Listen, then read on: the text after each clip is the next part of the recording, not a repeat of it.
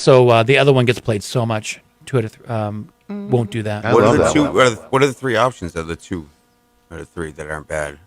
We don't know. But we don't know. We have to figure that out. And you don't know You keep that what to he yourself. won't do? You keep that to yourself. Meatloaf, you ask a lot of questions with no answers.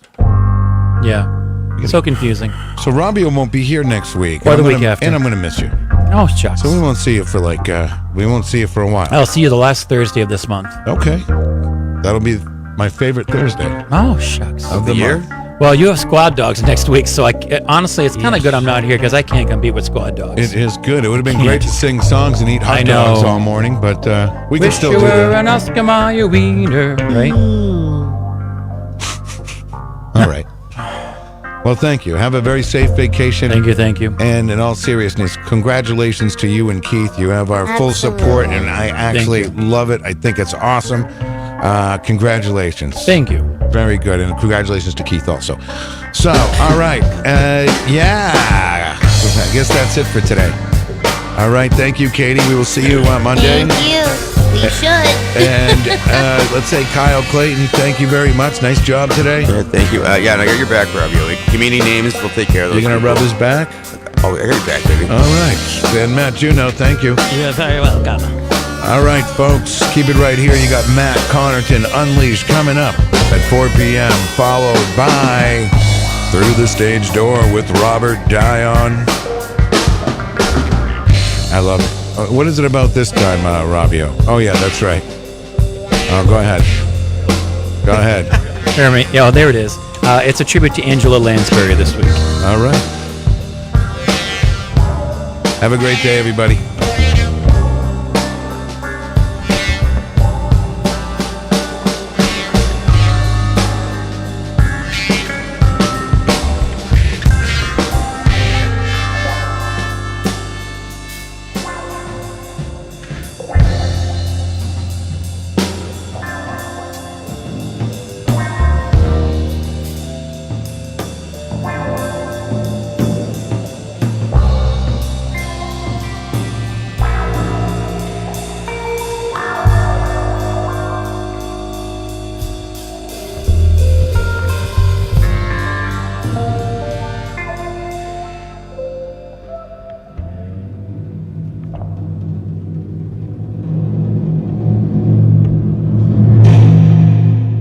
This hour on WMNH is sponsored by CGI Business Solutions, located at 5 Dartmouth Drive in Auburn. They serve all your business needs, including employee benefits planning, corporate design and business administration, investments and wealth management, and customized business insurance solutions. Their phone number is 866-841-4600 or on the web at cgibusinesssolutions.com. Bring your kitchen to life with Queen City Cabinetry, located at 87 Elm Street in the historic Sunbeam Mall in Manchester. Open Monday through Friday, 9 a.m. to 5:30 p.m. and Saturdays, 10 a.m. to 2 p.m. They can be reached at 603-222-2007 or on the web at queencitycabinetrynh.com. Come see the possibilities. Queen City Cabinetry, another proud sponsor of WMNH. Clemento's Pizzeria, family friendly, awesome for a date night. Clemento's Pizzeria. For delivery, call 603-782-8450. Clemento's Pizzeria, the best pizza in town. 1875 South Willow Street in Manchester, New Hampshire. Best cocktails around. Come in as friends and leave as family.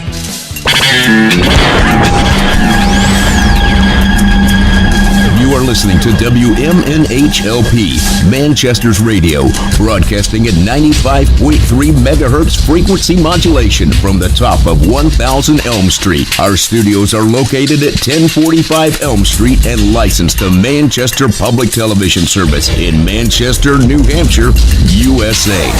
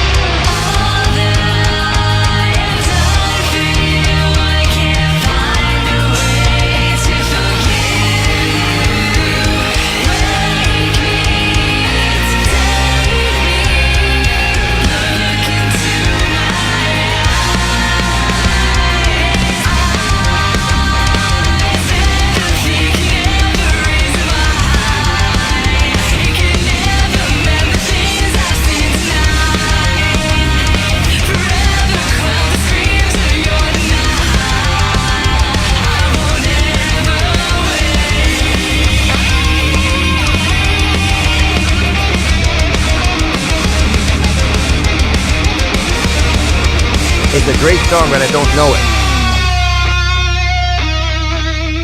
it. Let me turn the tables, Congresswoman. Kevin McCarthy has 203 votes. Your side has 20. So if I'm going to use your words and your methodology and your math, isn't it time for you to pack it in and your side to pack it in, considering he has over 200 and you have 20? Sean, I understand the frustration. I promise you, but I'm not frustrated. He does You didn't not answer have the my votes, question. and we are hearing. I'm not Many frustrated. people who are still voting with Kevin McCarthy who You're are not very answering my supportive question. of what we're doing, and they're cheering us on. So there are more for us than are against us, and they are waiting for Kevin to cave. Okay. The Congresswoman, American people are Congresswoman. certainly frustrated by. I'm frustrated by you not answering a direct question. You said to President Trump, you said earlier today that President Trump needs to tell And Kevin McCarthy, does not have you don't the have the votes. We need to come up Hold with it. a Can I consistent finish? candidate to elect the Can I Speaker of finish? the House.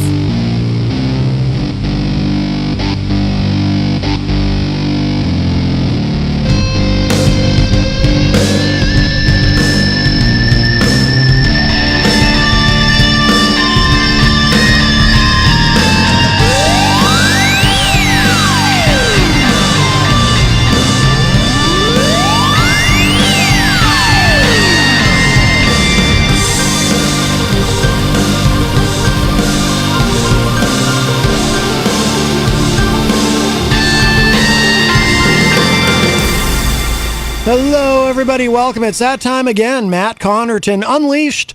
And we are live from the studios of WMNH 95.3 FM in glorious downtown Manchester, New Hampshire. Also on Comcast 97 if you're in Manchester. And hello to all of our online listeners across the nation and around the globe. You can go to my website, mattconnerton.com, for all your live streaming options, social media links, contact info, show archives, merch, etc., etc. Today is Thursday, January 5, 2023, and I am not alone. If you having girl problems, I feel bad for you, son. I got 99 problems, but a bitch ain't one. I got the rap patrol on the... DJ Reckless is here. What's up? I don't know. What's up with you? I don't know anymore. Is that how the young people say it? Yeah. What's up? Matt, I will say one thing. Yes. You've been pretty good on your young people's lingo recently. Thank you. That's true. I actually taught you something. I was surprised that Yeah. and we won't repeat it on the air. We won't repeat it on air, but I was a little surprised to realize what that word meant, and I was like, whoa. Yes, yes. I've been saying that word for like years now. Well, that's a problem. Now you know. and knowing is knowledge is power, and that's that particular word. It's a good thing to know exactly what it means, so you don't use it maybe in the presence of someone or in a context that might get you into some trouble. Yeah, that'd be a great idea. Do you ever look back? Do you ever look back at moments when you may have used that word in the past, and you think? No, because most of the times I've meant it. Oh, okay. Well, in that case, then it wouldn't matter, I guess. Most of the time, that person has been what that word was. Yes. Sorry, we can't say it on air, guys, but yeah. Well, I mean, it's not a swear, but we should not use the particular word. It's something you can find on Urban Dictionary, and it's one of those handy acronyms. It's a great acronym. It's I wouldn't use it personally. It's and you really shouldn't either. I think it's beneath you. I mean, yeah. I mean, it's one thing to use it on social media, I suppose, but to actually say it to someone, I wouldn't. Yeah. You know, if you really thought about what you were saying, you might think that that's not a nice thing to say to somebody's face, and if you really thought about it, you know what I mean. You know what I mean. So anyway, but yes, we live in an era where we have all kinds of abbreviations for all kinds of things. Abbreviations, acronyms. It's a wonderful time to be alive. Great time to be alive. Christian, at your age, you really don't know what it's like to be alive without having all these abbreviations and acronyms. I mean, we've always had abbreviations and acronyms, that's definitely true. But the current state of it all is you don't know. Like, for example, when you were born, there was already an internet. Your generation doesn't know what it's like to not have an internet. Yeah, that's true. Yeah. Anyway, well, here we are. I think about it now too, right? because I had this conversation a few days ago. Yes. My nephew's like 12 years old. I was like, he doesn't know what it's like to not know what an iPhone is. Yeah. And he'll never know. Right. And it's like, what? Yeah. He won't know what a Nokia Sidekick is. Yeah. Or anything like that. Or what a BlackBerry is. Or what a floppy disk is. Well, I don't even barely know what that is. Oh, I do. I remember those. I remember those vividly. And I remember my first cell phone too. And it was this monstrous thing. It's like holding a brick up to my head, in hindsight. But at the time, it was like, wow, look at me. I got a cell phone. Speaking of cell phones and stuff, Mm-hmm.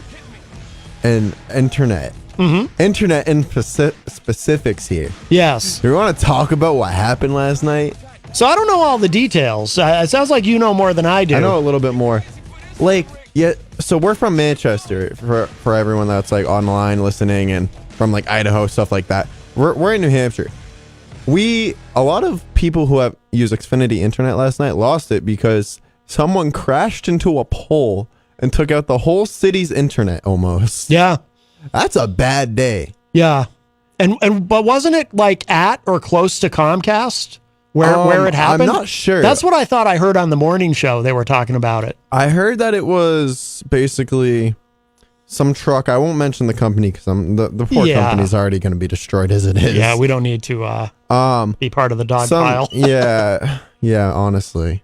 But someone crashed into a pole and just like apparently I think it was 2,500 people lost internet, which is crazy because I've talked to like bar owners out here and last night was pretty busy for them. Yeah.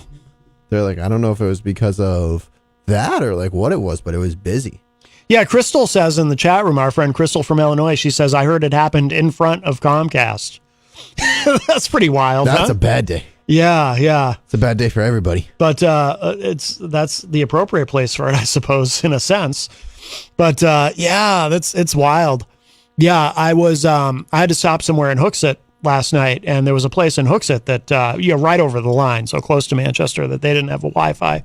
And at that point, I didn't know what was going on until Jenny messaged me and said, yeah, we have no internet. Yeah, because I went out to Jenny and I was like, did you unplug the internet? She goes, yeah. And then we just never got it back. I was like, damn. Yeah. When I went to bed, it was after midnight, I think we still didn't have it. Yeah, because I talked to you around that time.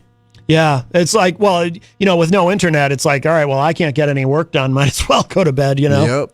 I didn't even try to stay up. That was, sometimes that's all it takes. And it can cause, some chaos and so forth. I have no idea what time it came. Like it was on, well, when I got up this morning, it was on, I believe. Yeah, it must have been. No, it was because when I woke up, it was back. Yeah. And I woke up around 12 o'clock. Yes, I'm being lazy for like the first part of 2023. Listen, I worked real hard in December. You did? Once New Year's Eve hit, once midnight hit, the biggest sigh of relief came. Yeah. I cannot literally up to when doors opened at 6:03 New Year's Eve, I had been go. Yeah. Literally, like, I don't know if anyone has me on social media, but I put up a video of a balloon drop that happened at 6:03, and I was in charge of that. I was in charge of putting that up, rigging it so it doesn't fall on people's heads at 11 o'clock at night. Yeah, that would have been embarrassing. The whole night I was looking up. I'm like, this thing's getting lower and lower and lower, and I don't know why. Yeah. So as soon as like midnight hit, I grabbed those strings and I just pulled the whole thing down. Yeah. I was really nervous that it wasn't going to come down. Yeah, that would have been awful too.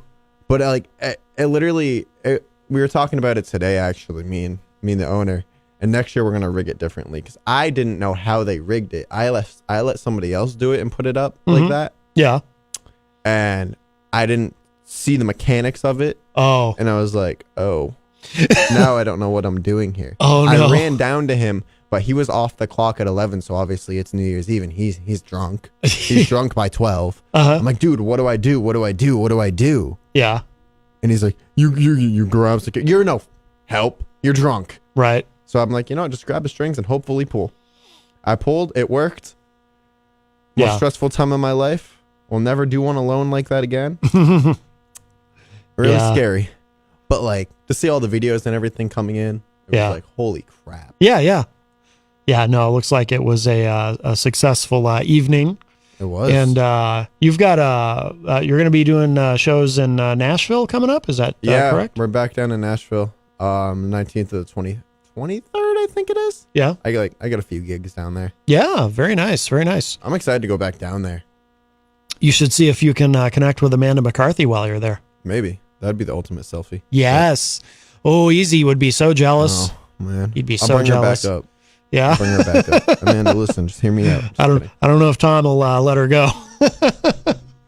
Yeah, no, I'm excited about that. Yeah. Excited because I'm bringing back Thursdays this year for this semester for college night. Yeah. I wasn't going to. I really wasn't. And I thought about it for the longest time. But I spent like a lot of December thinking about it alongside everything else I was doing. I was like, do I really want to waste my time again? But then I realized we're the only venue with a DJ on Thursdays. Oh. I'm like, so that's my selling point right there. Well, yeah. That's a major selling point along with liquor promos. Yeah. And I'm like, I thought about it, and I sat down with somebody, and I was like, what do I have to lose? Mm-hmm. Not really anything. Right. I'm not losing money. Yeah. I'm not. Yeah, I could be out Thursday nights partying, which would be cool. It'd be cool to have a work-life balance, or I could be grinding towards building a big night in the city I'm from, so that way other people will start paying attention to me. Yeah. I think it sounds like a good opportunity, and obviously there's a hole in the market for it if there's no other DJs on Thursday night. Which is crazy to me. Yeah. That the only other bar that would do that stopped it. Yeah. Oh, wow. Crazy. Yeah. Well, very good. So when does that start? Next week. Next week. Excellent. Well, congratulations on that. Thank you. That will be at the. I'm not gonna mess it up this time. I'm gonna grind. Last semester I gave up. I was so discouraged. Yeah. By DJing the floorboards every weekend or every week. I was like, what do I do here? Right. Then I realized I'm like, if I keep giving up like this, I'm never gonna achieve the goal I want to achieve. Right. And I think after the Sammy Adams show, I had I DJ'd 3 sold out events last month. Yeah. Which I partly had a hand in. So clearly I can sell tickets. Mm-hmm. It's just when I come back to my hometown, I have trouble selling them. Well, you've played a lot here. Yeah, it's oversaturated. I'm oversaturated here. It happens. But in doing that though, you can always over time unsaturate, but you also but you get a lot of experience at your craft. Yeah, so I don't see it as a net negative at all. For the first 2 years, it was I want to build. I want to get out in Manchester, get my name out. Mm-hmm. Now I'm at the point where I've been saying this since probably August when I got back from tour. I feel like I'm playing too much in New Hampshire and Manchester in general. Mm-hmm. That's why I'm trying to get out into the Boston scene more now. Yeah. I have a residency out there. Actually, 2 residencies. So we're trying to get out there more. Yeah. That and Durham. UNH is going to be a place I focus on this year because that's how I build my college crowd. Mm-hmm. And the college crowd, like, that's my main following. Yeah. And they're wicked supportive of me. Yeah. And I will say that. Like, when I first played the GOAT, that's when my engagement started popping off and kids started recognizing who I was. Mm-hmm. Like, they had seen me back before the GOAT opened when people would walk into 603 because they had nowhere else to go. Yeah. They'd recognize me. They'd seen me because I was an absolute train wreck of a DJ at that time. I was just starting out, barely knowing how to mix. Right. And now, like, the night I played the GOAT, I was like, this is literally like, I have to be perfect. I can't afford to mess up, be blackout drunk, and suck at mixing. Yeah. There's been a few times. Yeah, but that's not a over time, not a winning strategy. No, it's not. No. I realized that after my birthday. Yeah. That is why we bring 2 DJs. That is the reason.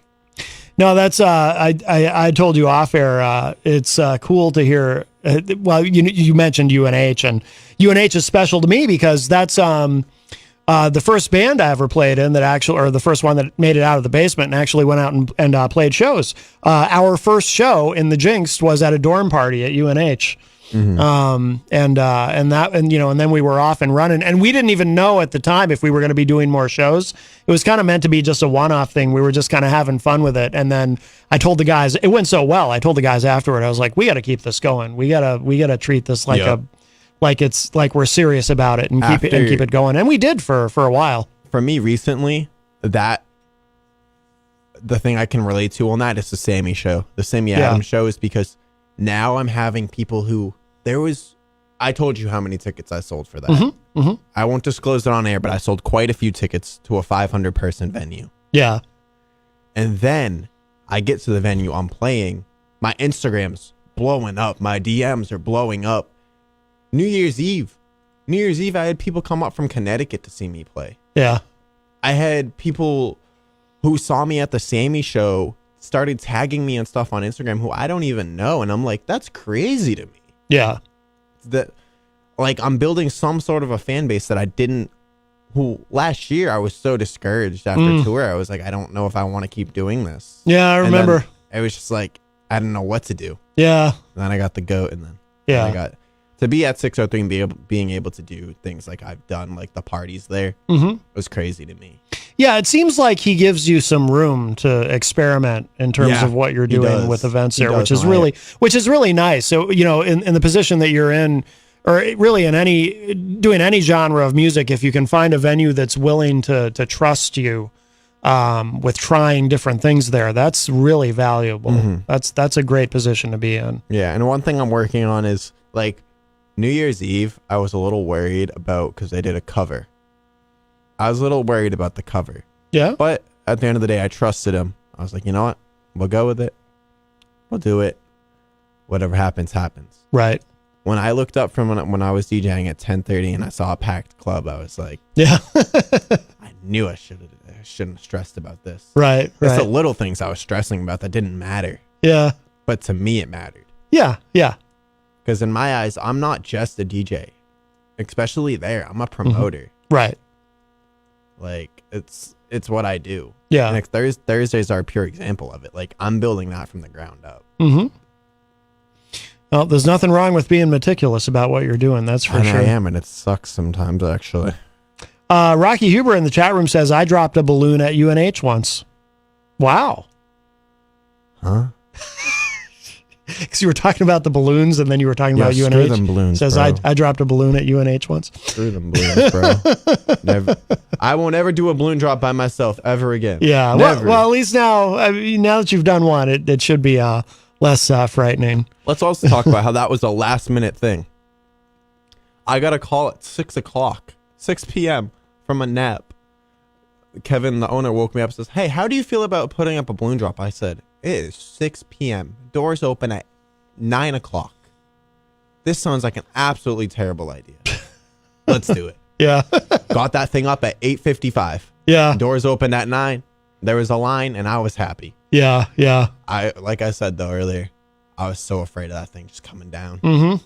I was like looking up halfway through the night. I'm like, yo, if you fall, I'm going to be so mad. I'm going to be so mad. I also found out I like champagne. Yeah. Great. Might be a little bit of a problem. Great. Well, all right. Well, very good. Well, and yeah, that's exciting. So Thursday night's beginning, did you say next week? Next week, yep. Next week at the Starting 603. next week, and then I'm off for 2 weeks, and then I'm back. Excellent. Excellent.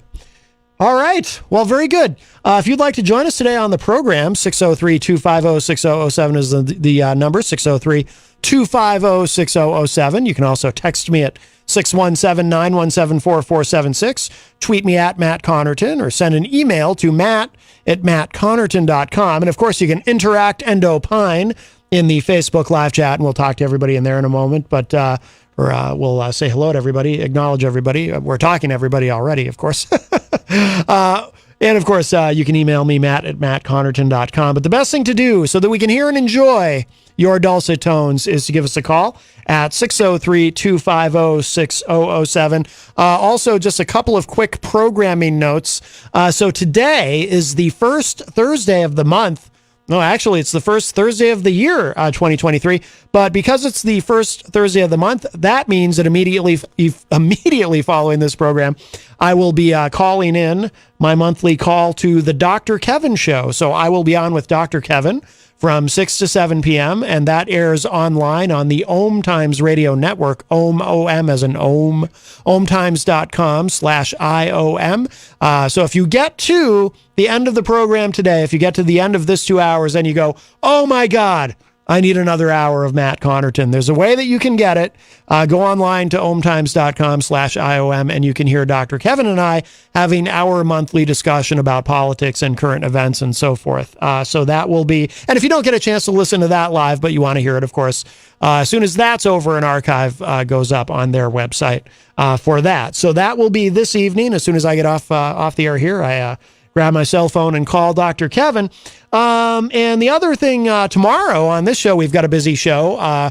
One of our friends from the UK, of course, usually when I mention our friend from the UK, it's I'm referring to Alex Whiteley. But we have other friends in the UK. And Ray Coates, who is a very talented musician who's been on the show with us before, he will be Skyping in. He's got a brand new song. Pretty interesting story behind it, but I won't, you might have seen his social media posts about it, but it's going to be a very interesting discussion. We'll just, leave it at that, and I look forward to sharing the song with you. But that will be tomorrow. He's going to be joining us in the first hour. And, of course, tomorrow being Friday, we have Eric Pilcher's Classic Film Review, the first film review from Eric of the new year. And this week, the subject is the film Casablanca, or Casablanca, depending on your preference of pronunciation. So that will be tomorrow as well. So lots going on there. And don't forget, of course, Friday is very busy here at WMNH. You have this show, and then you have Greatest State of Mind, hosted by the great Rob Azevedo. And then tomorrow night, I am back here for Retro Spectrum Radio with Paulie C. I have the honor and privilege of being one of Paul's co-hosts on that show. And let me look at Paul's post here. So this is what Paul has planned for us this Friday night from 8 to 11 p.m. He wrote, I started production of this Friday's episode of Retro Spectrum Radio, originally intended to pay tribute to the celebrities and musicians who died in 2022, but due to the staggering number of musicians alone, we'll be breaking it up into 2 episodes. This Friday, we'll be remembering the stars of the big and small screens. And next Friday, the 13th, will feature the musicians we lost in 2022. We'll be once again joined by classic TV and movie aficionado John Hopwood this Friday for the annual Celeb episode. Do join us this Friday night. So we look forward to that. So Fridays are my favorite day here at WMNH. I have a lot of fun here. And it'll be good to see John. It seems like I haven't seen John Hopwood in a couple of weeks. Yeah, we haven't seen him since, I haven't seen him since the bonfire, since the Miracle on Elm Street. Oh, okay. Yeah. Wait, you saw him there? No, he was here. Oh, he was here. I came in. Oh, right. Okay. I was confused for a second. Yes. No, that makes sense. Yep. Oh, Paul is in the chat room and says Katie will be joining us for the musician deaths next week. Wonderful. So for that show next week, we'll be joined by Katie from The Morning Show. So excellent. I did a little set on New Year's Eve dedicated to a lot of like rap, hip hop artists that died in 2020. Really? 2022. Yeah. It was pretty cool. Who did we lose in hip hop? I can't even remember. It was DMX. DMX in 2022? No, I can't remember. That was last year. No, it was. You wouldn't know him, but PNB Rock. He was a hip hop artist. I'm trying to think who else we lost off the top of my head. We lost a lot of young rappers. Mm-hmm. So yeah. It was because the guy from Migos. Yes, Migos. I forget his name. That one, I played his stuff in the club that night. Yeah, went off. What happened to him? I don't know what happened to him. Shot. He was shot. He got shot in the crossfire of something. Oh, okay. Argument. Wow. Yeah, it was crazy. He was young, right? Wasn't he only like not even 30? Yeah, he was like 28. Jesus. PNB Rock was 30. PNB Rock, he's known for songs on like the Fast and Furious franchise. The newer, like Fast and Furious 7, I know he had a song in there. So I was going to say him I'm not familiar with at all. I'm familiar with Migos, of course. That's where I went back and forth with the other DJ. Yeah. Let me find this text, actually. Huh. Yeah. But a few rappers died. Are you sure? Are you sure DMX? It seems like that was 2021. If it was 2022, it would have been at the very, very beginning. But it seems like it was longer ago than that. Maybe it was. Maybe I'm just... Yeah, I think DMX was 2021. Coolio was 2022. Yes, Coolio was. Yep. So I remember, I still remember making that post on social media. I said, yes, today on the show I'll be opening with a Coolio song. No, it will not be Gangsta's Paradise. We definitely played that song. I definitely had to play that song. Well, yeah. It was the biggest song in the... I'd rather hear Weird Al's Amish Paradise. No disrespect, of course, to Coolio. Tomorrow People 5 in the Facebook live chat says, R.I.P. Coolio, Jam Master Jay, and Heavy D. Jam Master Jay and Heavy D were definitely not in 2022. But Jam Master Jay, though, I remember when that happened from Run DMC. That was terrible. He was shot. And I don't know if they ever even solved it. And Heavy D, he died a while ago. He might have died of health reasons, though. He was his name was Heavy D. Let's see. Let me give the number again, 603-250-6007, 603-250-6007. And we'll say hello to everybody in the Facebook live chat. And then we'll get into some stuff. You're right. It was 2021 when DMX died. Yeah, I don't know why I thought. Yeah. That was very sad. It was a weird year this year. 'Cause I don't know if you know, but Twitch died. Ellen's DJ. Oh, that's right. That yes. was, whoa. He was young, right? You know where he's from, right? He's from Mass. Oh, no. Yeah, I'm pretty sure he was from Mass. He has a lot of friends out in Massachusetts. I'll be honest with you. I didn't know anything about him until he died. Really? Yeah, I didn't know anything about the guy. Wow. That's crazy to me. Yeah. Like, I'm genuinely shocked because he hosted a lot of TV shows and stuff like that. Did he? Yeah. Yeah, like You Think You Can Dance, all those shows like that. See, I never watched any of that kind of stuff. You don't take me as the guy that can dance. I'm just kidding. Me? Yeah. But that's also why I DJ is because I can't dance. No, I cannot. Eddie Murphy, back in, I don't remember, it was on one of his two big specials and albums that he did in the 80s. There was one called Raw and one called Comedian. I don't remember which one it's from, but in one of them, he does his impression of white people dancing. And I always tell people, if you've ever seen that, that literally is how I dance. Dude, me too. Yeah, me which too. is why I don't dance. Yeah. You won't be watching me work or nay. We'll put it that way.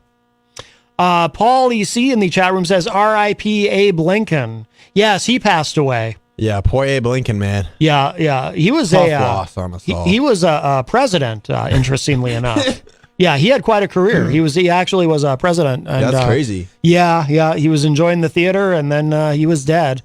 But that was also not in 2022, if I'm not mistaken. Now, although I find that time, it all kind of runs together. Let's see. I think I mentioned Melanie, of course, from the great state of Vermont, joins us in the chat, as well as Jason Fedderson. Hello. Jenny is in the chat and says, Shalom, peeps. Also, Rocky Huber says, hi, guys. So I think I mentioned Rocky earlier. He dropped a balloon once at UNH. Yeah. Crystal, of course, from the great state of Illinois, joins us. Let's see. Jason Fedderson says, what? I dropped balloons once. Oh, my. I hope they didn't break. Well, I guess they wouldn't. 120. Oh. I tell you. That's a lot of balloons. That's a lot of balloons. The cleanup was a lot, too. Rocky Huber says, wow, the balloon whisperer. Melanie's wondering, will there be balloons in Nashville? Do they have balloons in the South?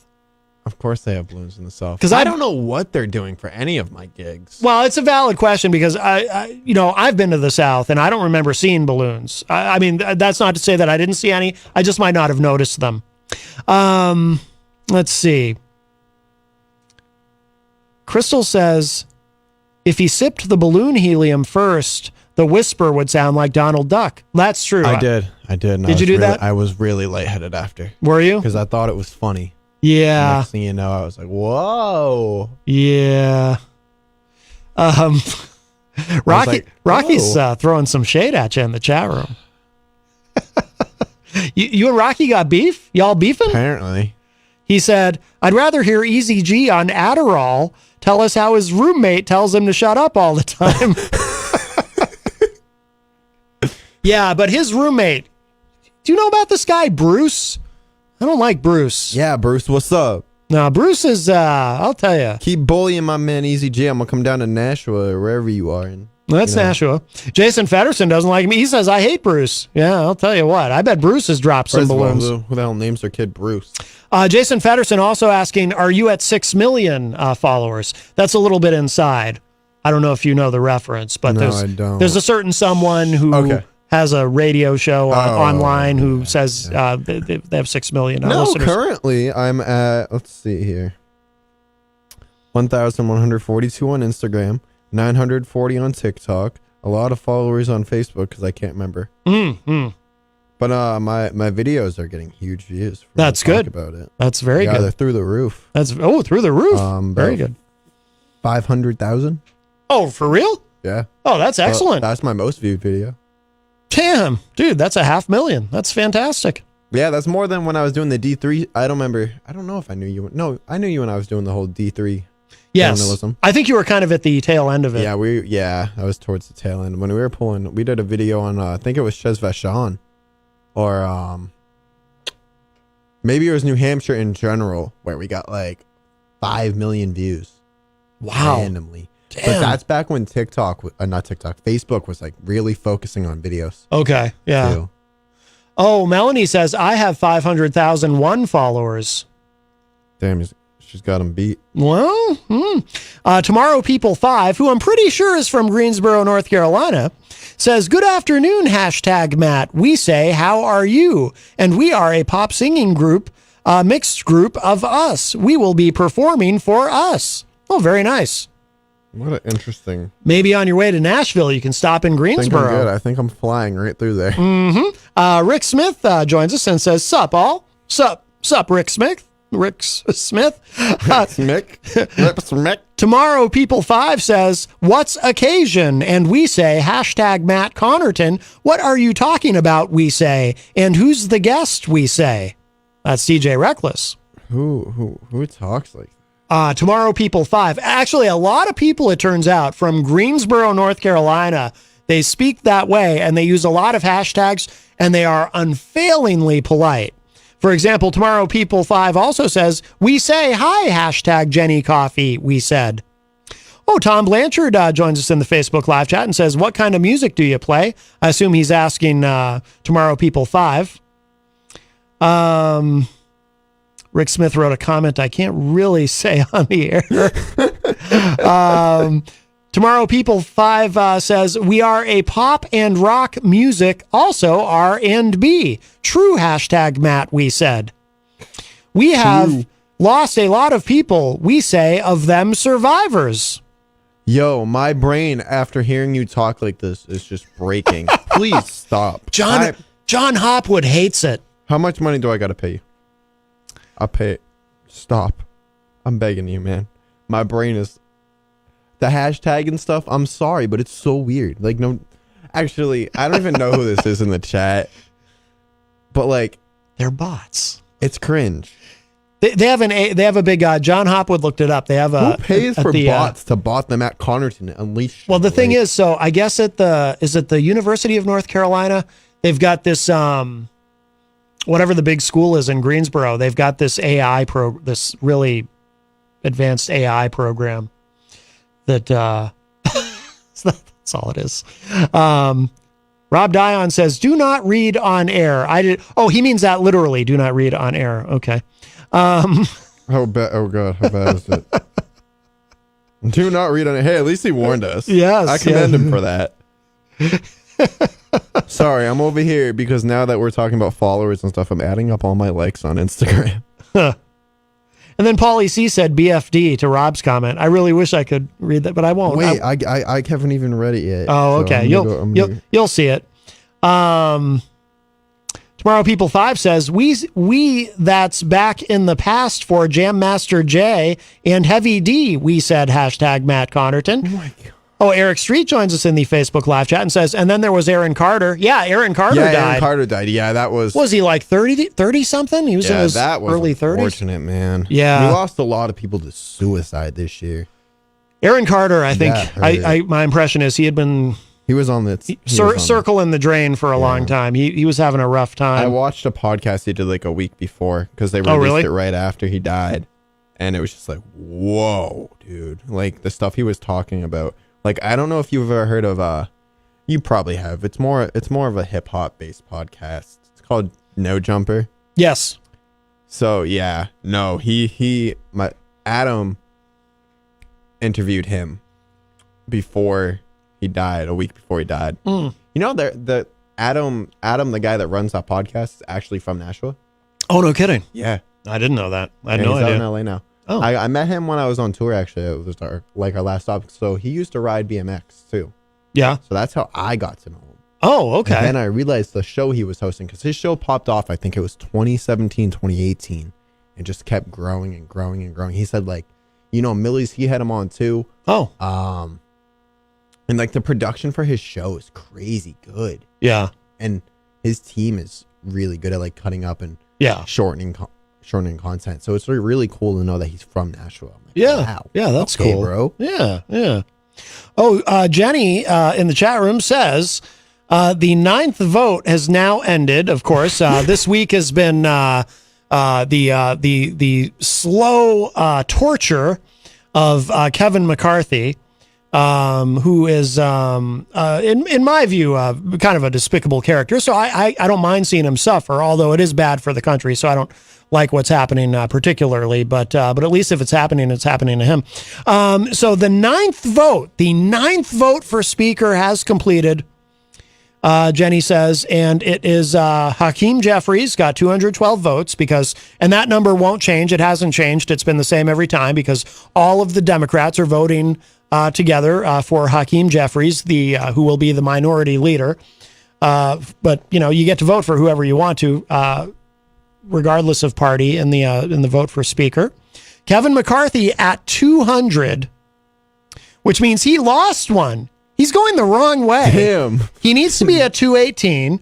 He was at 201 for several votes. Now he's down to 200. You've got the other 20 who have been voting for people. Well, actually, Matt Gaetz nominated Trump at one point. That's when you're just throwing things into the wind. Yeah, he's trolling him, and I saw the video of it too. He votes for Trump, and then he's got Marjorie Taylor Greene sitting there next to him. Please just punch. So 20 voted for other, and then there's one who voted present. So that one present vote, who I assume was what's her name, Victoria Sparks. I forget what state she's from, but she's been voting present. So this is actually so McCarthy losing one. So I mean, it's only one vote, but that does mean that this is actually getting worse for Kevin McCarthy, not better. Just fascinating to watch this continue to play out.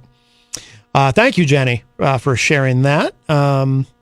Tomorrow People 5 says, true, we heard that. We say this so constantly, and we say, we just hope this McCarthy is just going down. Maybe he is, we say. Now that is, and DJ Reckless, you've heard me say this 1,000 times over the course of the show. Some of the most spot on, prescient, and truly illuminating political analysis in the country comes out of Greensboro, North Carolina. Do you not agree? I'm sorry. I just got the most interesting message. Well, I'll accept that as agreement. Yeah, sure. Because anything you say, I probably agree with. That's wonderful. I like that. No. Big fan sometimes. Big fan of groupthink. No, I'm kidding. Anything you can share? Personal, family stuff. Oh, okay. All right. But it can't be anything bad. You seem amused by it, so.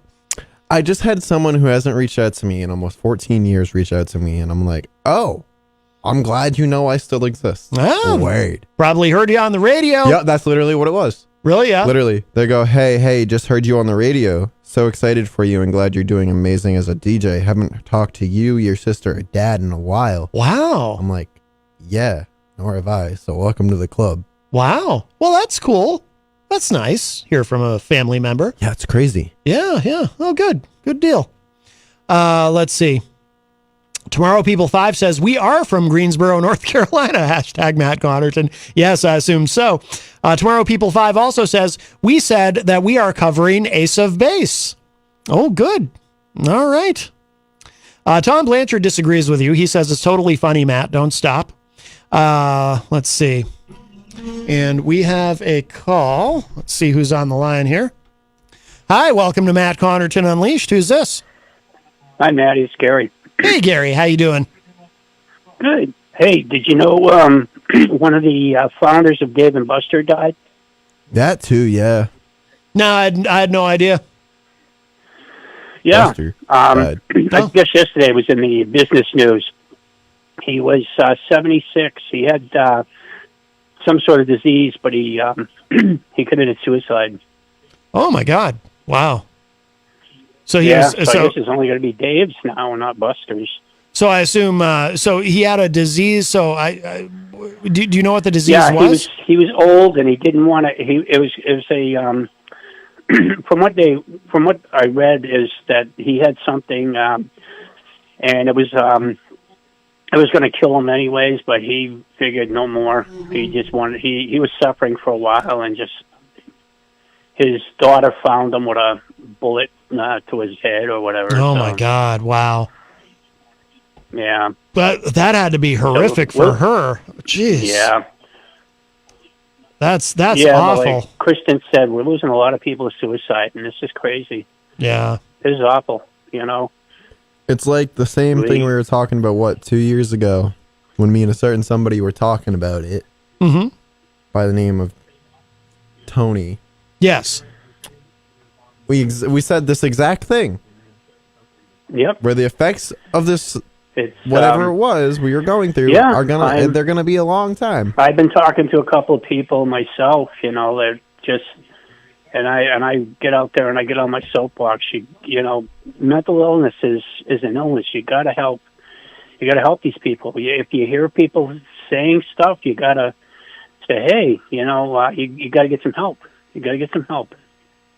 Yeah, according to TMZ, James Buster Corley, one of the co-founders of the Dave & Buster's chain, suffered a traumatic brain injury months before his apparent suicide, according to his daughter. Kate Corley tells TMZ her father suffered a stroke 4 months ago that affected his communication skills and the part of his brain associated with personality. Buster died Monday on his 70s. Oh, he was only 72. He died on his 72nd birthday. From what police are calling an apparent self-inflicted gunshot wound. Police in Dallas say he was shot in his home before being taken to a hospital where he died. Wow. Yeah. That's got to be awful. And tragic for him, obviously, but also for the daughter. Can you imagine? Yeah, walking his daughter. His daughter walked in. Yeah, that is, you know. That is brutal. Yeah, and it's just like, well, another thing was when they found that baby in the woods. You know, the fire department and the police department. My one of the girls that used to be my counselor, she is a mental health, I want to say expert with the police department now. So she deals with them when they have problems, and they can talk to her and everything. Yeah. And those poor guys, seeing that. But all this is, man, it's just, there's people to talk to. I talk to my counselor, and, it's a serious problem that people are, but there is help out there, and talk to your people. Be around people. Don't try to, I was alone for a long time, and now I have people I can talk to and things like that. And then I kind of spread the word that, there is help for people, and I spread the number to call, and people get embarrassed. Oh, it's not. Don't be embarrassed. Yeah. It's like saying that I had a cold or something, and I didn't want to go to the doctors because I didn't want to embarrass myself or anything. No, you're not embarrassing yourself. You're seeking help, and you're getting help for what you have. No, you definitely. Know? And, Yeah. I'm gonna. You know, I have my depression and anxiety, but I'm learning to cope with things and mindfulness. My music. I'm back to my music. Mm-hmm. So, you know, writing music. I'm writing poetry. I got a bunch of poems I wrote. Some little children's stories. I'm going to try to get published this year somehow, but it's the money to get a publisher to do it. You know, Yeah. I don't have that, but mindfulness, do things, Mm-hmm. go for a walk. You know, express yourself. Like, you know, Kristen, you express yourself with music. And Yeah, I made a post the other day, That's what keeps you going. actually, or That's your today, life, actually. you know, and you're enjoying that. You're enjoying something. You're a young guy, and you're enjoying that. You're enjoying your life, you know, and others just, they don't, oh, no, there's nothing out there. There's plenty of things to do. And Oh, yeah. I will you know, confidently say the this. the arts and music are Or great, not. you know. I don't want to take Yeah. him off his soapbox. No, go ahead. Christian has something to say, Going off Gary. of what he said, like music especially, I stand by this. DJing especially, like I joke around about it a lot. Yeah. It legit saved my life. Mm-hmm. It, like, what was it, 2021? When I first started DJing and Yeah. I was going through that really bad breakup. Yeah. That really, it saved my life. Having something to focus on, where like, no, next week I got a gig, people are relying on me. Right. That saved me. Look at you now. You know, Exactly. look at you're going places. I made a joke. You know, you're DJing here and there. You're not just here, you know. And, you know, you're making something of yourself, which Mhm. is fantastic, you know. And I always like to hear those things. Young people making good, you know. And it makes my heart feel good that there's still young people out there that are doing things and not just sitting around. And, you know, they say, the economy and everything. Yeah, we know the economy, but or there's nothing for me to do. Yeah, there's a lot for you to do. Screw the You know, economy. use your brain. Use what, you know, what you were given, your skills that you were given. Mm-hmm. And I've music, noticed. music is everything. Music is life for people, you know. Mm-hmm. They don't understand that you don't have to be able to sing. You can play any type of instrument, and it makes you feel good. Hell, I press It play makes and you I feel talk good. on a mic for a living. I'm just kidding. I don't just press play. But You know, the like- amount of people that ask me Well, for look my at Matt. Spotify He's playlist he's a is sad. backup type guy. He plays bass guitar. You know, wow. You know, Mhm. but look at how the bass guitar I'm sorry, players Matt, are but I just couldn't really understand playing bass. something else. I couldn't you know, do it, man. It's I'm not. that It's not guy. the front guy with the lead guitar or the rhythm guitar. It's not the lead guys anymore. The drummer, that bass player's kicking butt. Yeah. So, I mean, selfishly, but I like, Maddie does that, and we appreciate music, And Maddie knows I appreciate a lot of music. I'm different genres, and but. Well, all right, Gary. Well, I appreciate Yeah, the I just call. want to put my 2 cents in stuff. With music. Music is life. Remember that. Yes. I'm And going to when give you us our get down, clip for you the find day. your find your best song, and you just listen to it. And there's plenty of songs out there to help you, Yep. and plenty of people to talk to, and everything. So, Yep. like I like to talk to Maddie and Jenny, my love. I love Jenny. Mm-hmm. I'm in love with Jenny because she's just a real. Matt, you better be worried. She's a my real friend. badass, She's a hot. She's this, this real. I have so much, I'm so proud to know I have so much appreciation when we first talked, and saw you and Maddie, and I saw you and Jenny, and you guys just really gave me some good oomph to start doing things with my life, especially Jenny, what she does, and she's something else, and both of you guys, Well, thank you. You're a good couple together. I love hearing you guys laugh and joke together. So I guess there's still time for me to find somebody to care about and laugh with, and to Love's punch me in the overrated. arm, Yes. But, Chase the bag. Just yeah. kidding. I'm kidding. I have so much respect for her, so Just much the money. respect for that woman. Yes. Me too. Oh, Absolutely. And I just love to of hear course. it. Well, have to. yeah, I know it's the long goodbye, but I'm gonna cut it off. But both you guys, love you both, and especially Jenny, my love. I love you. Pineapples forever. So, Oh. Talk to you later. All Bye. right, Gary. Thanks for the call. Bye bye. All right, Well, that was interesting, but I did want to touch on one thing. Yes. Like, we're gonna go back to the whole suicide topic for a minute. Mhm. So if y'all don't want to listen, that's fine. But I will say this: you see a large amount of males taking their lives now because you go on social media, you go on anything, and you feel like it is you're gonna be shamed for talking about your feelings. Yeah. You go on social media, Andrew Tate, for example. I know you know who he is. Yeah. Oh yeah. Pure example right there. He's talking about masculinity and everything like that, and it's disgusting. Right? Do we have a caller? Yes, but go ahead. Finish your No, thought. I'll finish it after. Oh, okay. Hi, Shannon. Keep going. Oh, okay.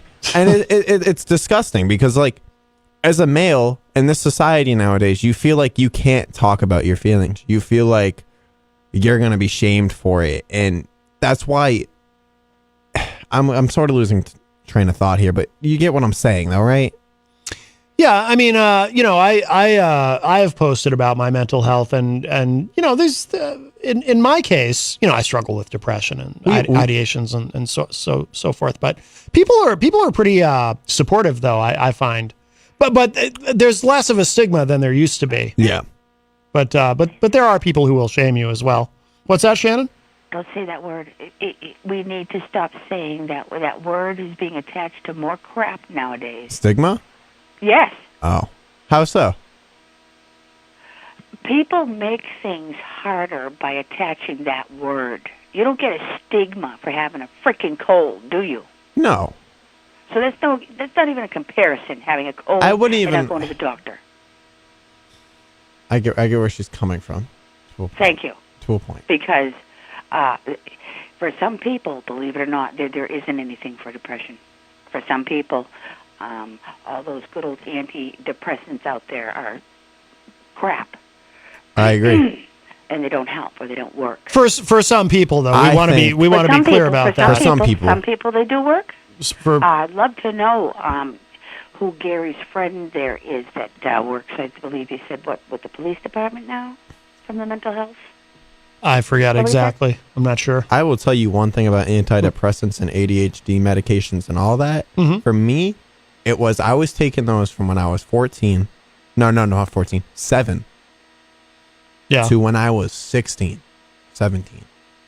And then I said, I can't do this. They had such a grasp on my life where Yeah. if I missed a dosage, I'm done. That's my fear of ever going on anything. That's my fear. Something like that. And it became an addiction to a point.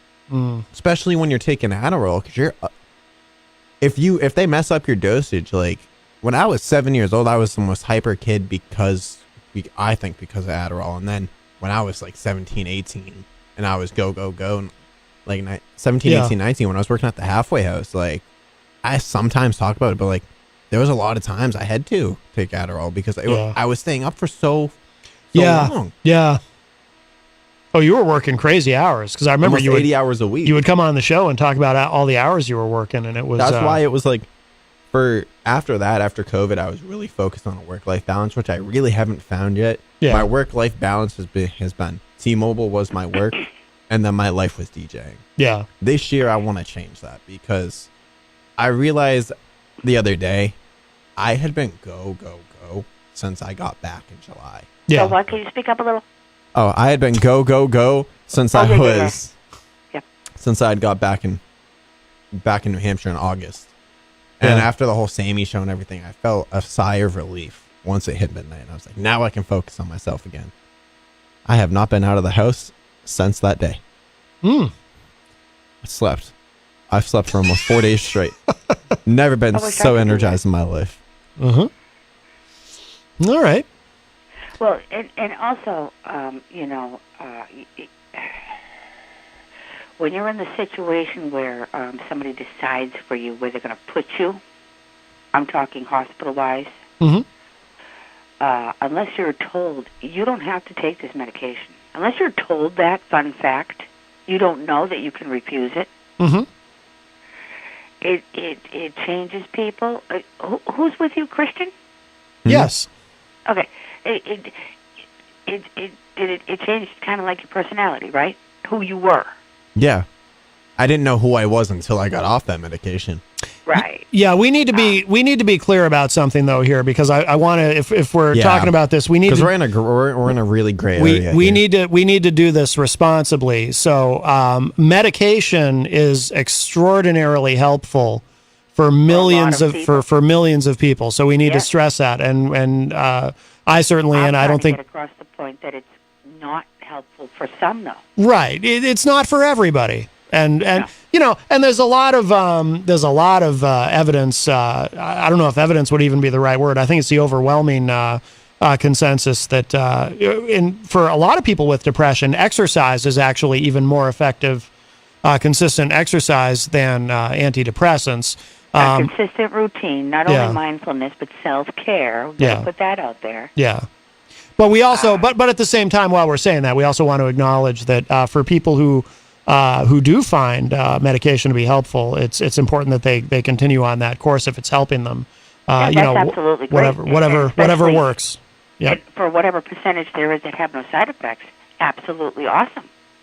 Yeah, or even people who do have side effects, but they're minor and they're not. I mean, listen, if your choice is dealing with some sort of side effect or feeling suicidal, you might go ahead and choose to deal with the side effect. So okay, well, I'll put this out there. Yeah, and I won't say I had a friend. It was me a long time ago.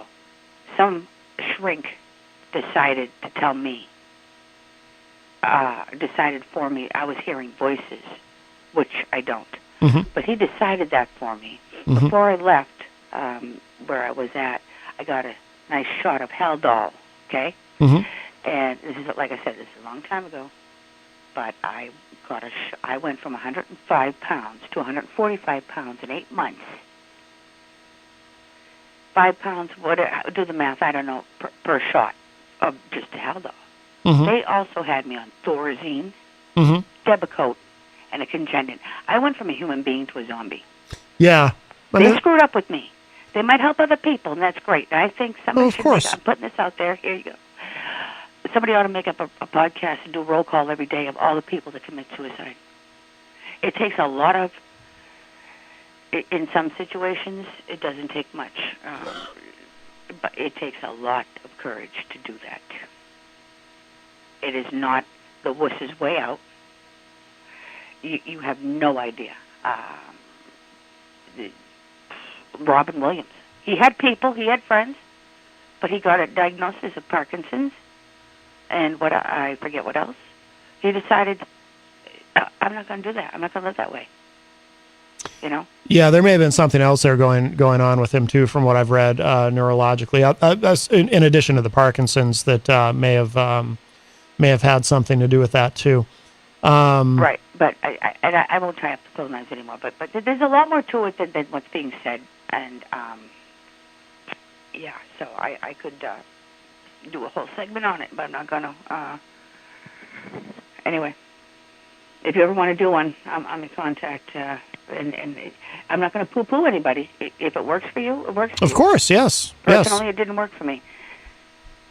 So. Yeah, I don't. I don't take anything but from. I still suffer. Right. I can relate to that. No, I'm with you. Yeah. I don't know. All right. Well, all right, Shannon.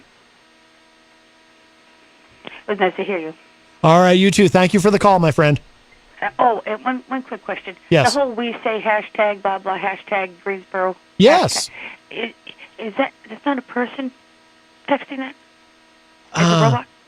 Well, I don't know. I mean, it's possible that we just have a large contingent of fans in Greensboro, North Carolina, who are all in various pop singing groups and who all speak with hashtags. It's a little bit of a mystery. I've never met any of them, but they are very nice and they are unfailingly polite, which I appreciate. Oh, yes. I appreciate that. Yes. Absolutely. They're very but kind. I think maybe if you possibly did it with a southern drawl or something. Well, North Carolina, though. I mean, it's not. I mean, it's the South, but it's not. It's not the deep South. It's not like like a lot. It's southern enough to have an accent. A lot of people move to. That's one of those. That's one of the states where they get a lot of people who move there from other parts of the country too. So yeah. Okay, I was just wondering because I'm not stupid. I'm uneducated because I don't care about texting and stuff. So I don't know if it was a bot doing it or a person. Right. But it's also the way you read it. I have fun reading those. And Tom, I know it's funny. It is funny. Yeah, Tom Blanchard likes it too. Reckless though doesn't seem to care for it. And John, annoying. And John Hopwood gets really upset if he's on the show and I read those. He gets. Jenny can't stand it either. Well, Jenny seems to like it. I don't know. If memory serves, and it usually does, you were driving her nuts one day. Oh yeah, reading like a robot. Right. Well, I think it. I think she's worried that I might be turning into one when I do that. Oh, who knows nowadays? I mean, this is a whole new language. It is. I say to you, hashtag Shannon. Yes, I say hashtag to you. Sorry. Matt Connaughton, hashtag WMNH. Yes. Bye. All right. Bye-bye. She's turned into a robot. That's amazing. Let's see. Jenny says in the chat room, do not what? She does not like it? Is that what she means? Let's see. Oh, our friend Ron is calling. Hey, Ron. Nice to hear your adulterous voice. Hey, listen, I take meds for a variety of different things. And the other day I was at the drive-thru and they handed it to me, and just out of the blue, I decided to read the disclaimer that it came with, and on the side effects. And son of a gun, I don't remember which one it was, that I've taken, but it said may cause suicidal thoughts and tendencies, and it had a variety of things that were like very dark. It was like, holy cow. That's one of the things that kind of, because like I said, I have depression and ideations, and but I've never tried medication. But one of the things that makes me afraid to do it is that very thing, Ron. And again, by the way, I keep saying it, but I want to make it clear. I'm not in any way critical of anyone who uses medication. If you use it and it helps you, please continue to do that. Whatever works for you. I've been very stubborn about it, but one of the things that has contributed to my stubbornness is, and I think it was Abilify. I had seen a commercial. This was years ago. One of those late night cable TV news commercials where I guess now they probably show them all the time, where they, at the end of the commercial, it lists all the potential side effects. And so here's this antidepressant. I think it was Abilify, and one of the side effects listed was, may cause suicidal ideations. And I just remember thinking that seems counterintuitive that, there's this medication that I could try to help to keep me from killing myself, which might in turn make me want to kill myself. And that seems, so I think that's part of what kind of put me off to the idea. Plus my ideations, I should clarify too, so no one's misunderstands or is alarmed. My ideations are passive. They are not active. So I'm not actually in danger when I have ideations. There's nothing to worry about, but, the thing is, right, sometimes I sit back and the things that go through my head, I say to myself, holy cow, get a grasp. What are you thinking? And, it's like, I can't imagine sometimes where they even come from. It's like, holy cow. Yeah. I mean, I like to think on the outside I look normal, but if you really were inside my head, you'd say, geez, I don't know.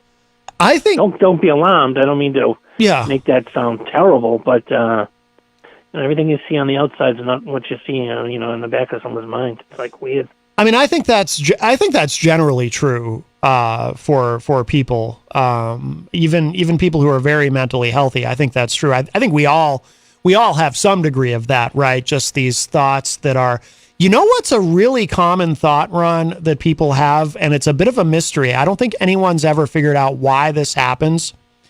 But have you ever been driving and you have this random thought pop into your head where you think about, you're not going to do it, but it's this thought of, what if I were to just veer into the other lane and crash into an oncoming car? And have you ever had that thought? I'm not about crossing into another car because I wouldn't want to hurt someone. Right. But I've gone down the highway and I'd say, that pillar would work, or that bridge thing would work. Yeah, you yeah, know? I mean, yeah. I've had that thought. Because the car thing, and again, it's I've had that thought, like, not I'm going to do that, or that would be a good idea, of course, and not to hurt myself, or I would never want to hurt another human being. But Just wondering what would happen. It's it's a weird thing. It's like this weird sort of fantasy that apparently is very common. People are going to think we're so deranged. No, but if you look it up, though, it's true. It's super common. Yeah. A lot of people have that specific thought when they're driving. It'll just randomly pop into their minds, and it's kind of a mystery. I don't think anyone has, although I haven't looked up any research on it in a long time. This was probably a couple of decades ago, honestly, when I first read about this, but I thought I was crazy. And then I read up on it, and I was like, oh, no, actually, a lot of people have this idea. They don't act on it. You would never act on it, but the thought just comes into your head for some reason. Yep. And it's super common, and it doesn't mean you're crazy or anything. It's just an idea that comes into your head.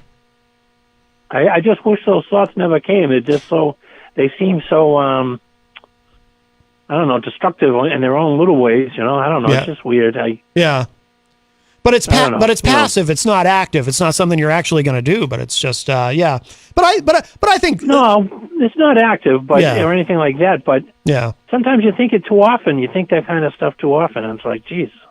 Oh, I mean, I in my case, I don't know about others. In my case, there's never a really good reason, but I've got a variety of reasons where depression's available. It's there. It's you don't want to get up for all the certain reasons, but But on the other hand, when I have my good days, they are good. So I'll go both ways on that.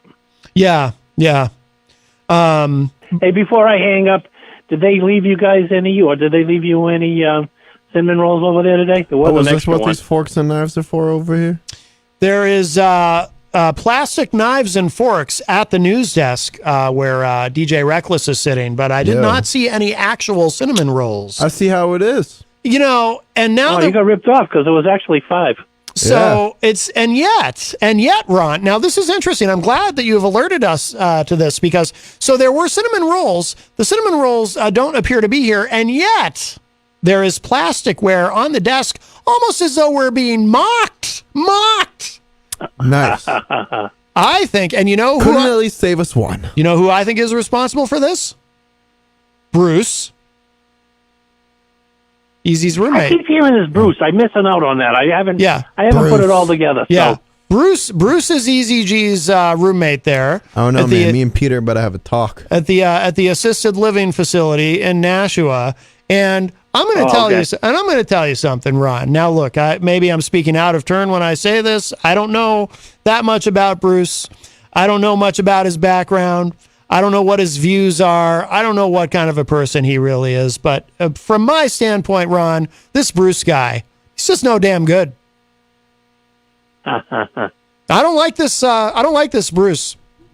Matter of fact, Ron, I'm going to tell you this. He's a real person? I'm going to tell. This is just between the three of us, you, me, and Reckless. This Bruce, he's on my S list. You know what I'm saying? I don't know if you know, but he's on my S list. No, I don't know if you know, but it's not only between us, unfortunately. Oh, that's right. I forgot. On the record. That's true. I forgot about that. But there's only one name on my S list, and it's Bruce. I'm going to call it the Bruce list. Matt, I'm going to let you go, but before I do, should I not talk to you tomorrow? Swing over at Elm House at 7:15, and I'll have you guys set up.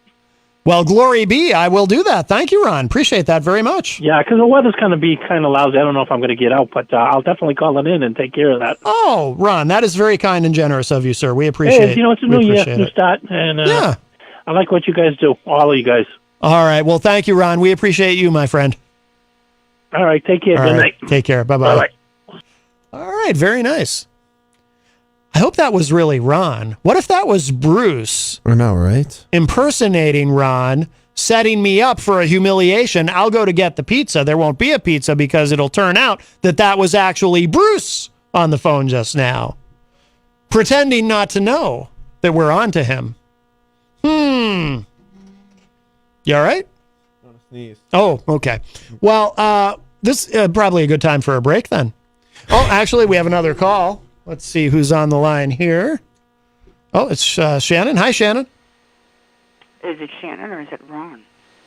Oh, that's true. It could be. C has a good thing brewing that Ron is really me, or the other one there, Shannon, with a voice synthesizer. I don't know if he said synthesizer. Yeah, he might have. Yeah. And I forgot it's just been a bad day all around.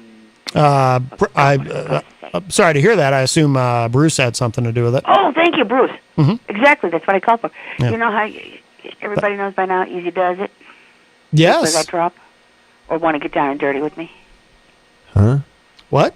Oh, you mean Play that drop, too, the drop? with Yeah. Easy G. Yeah. Just isolate the "Don't Bring Me Down, Bruce" from the song.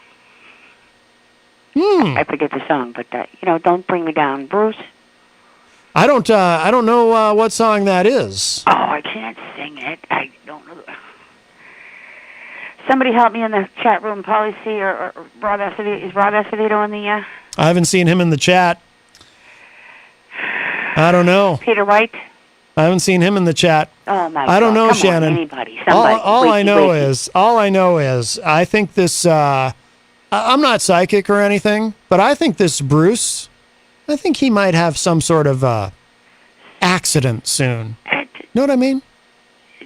He might fall down he might fall down a flight of stairs. He might get into his car to drive somewhere and his brakes don't work. I don't know. I'm having a toilet seat. Yeah, anything can happen. Yeah, I'm having a psychic vision of something happening to Bruce.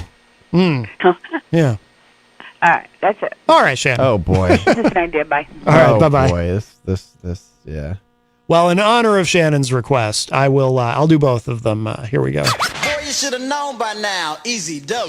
Want to get down and dirty with me? I probably should have done the down and dirty one first. And Joe Lars in the chat room. He says, ELO, don't bring me down. Ah, yes. I'm not a big ELO fan. Never heard of it. Never heard of him. What we need, though, is a song. Is there a song about Bruce? Wait, isn't there? Oh, no, that's a movie. Don't Call Me Bruce. I was going to say Don't Call Me Bruce, but that's a movie, not a song. Just hear me out. Mm-hmm. Let me do a 1 hour set of just old school hip hop. That's all I'm going to say. I'll leave it there. Now that the correct people are listening. Ah. Just a 1 hour set. Mm-hmm. Any time of the week. Mm-hmm. Mm-hmm. And if you guys don't think I'm up to knowledge on my old school hip hop, listen, I started out with old head DJs. Okay? So you guys still use vinyl. Mm-hmm. Mm-hmm. I think I know a little bit about something. Yes. All right. Well, very good. Well, let's get to a break. I actually want to play a song by this band called Scuzzy Yeti. They've been around the New Hampshire scene for a while here and around Boston. And Scuzzy Yeti, that's quite the name. Yeah. They've been around a while. They've got a cool sound. This is a song called Rabbit. I think this is new. So I want to give this a spin, and then we'll show some love to our amazing sponsors, and then we'll be back with the balance of our show. And Stephen Light says, DJ Steve, there's a comedy song, Big Bad Bruce.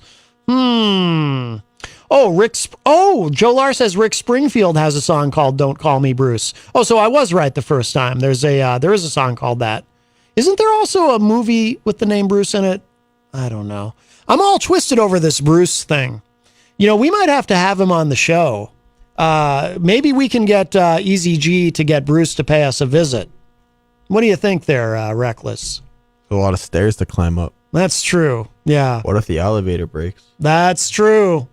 Well, then we just, how would Bruce, what if Bruce were here? He took the elevator here. That door's kind of heavy. Then then something happens to the elevator. The elevator's not working. We'd have to, how would he get out? We'd have to push him out the window and to get Bruce out of here. I can't do this. Anyway, I'm just saying, something's gonna happen to that guy. All right, here's some Scuzzy Yeti. We'll be back.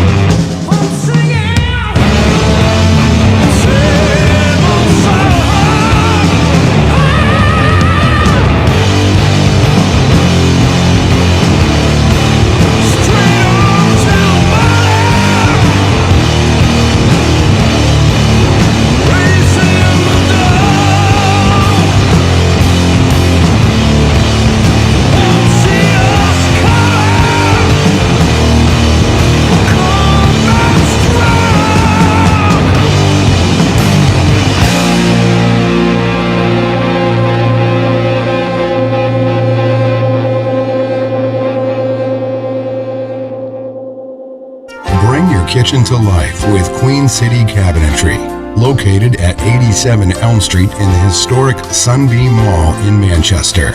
Open Monday through Friday, 9 a.m. to 5:30 p.m. and Saturdays, 10 a.m. to 2 p.m. They can be reached at 603-222-2007 or on the web at queencitycabinetrynh.com. Come see the possibilities. Queen City Cabinetry, another proud sponsor of WMNH.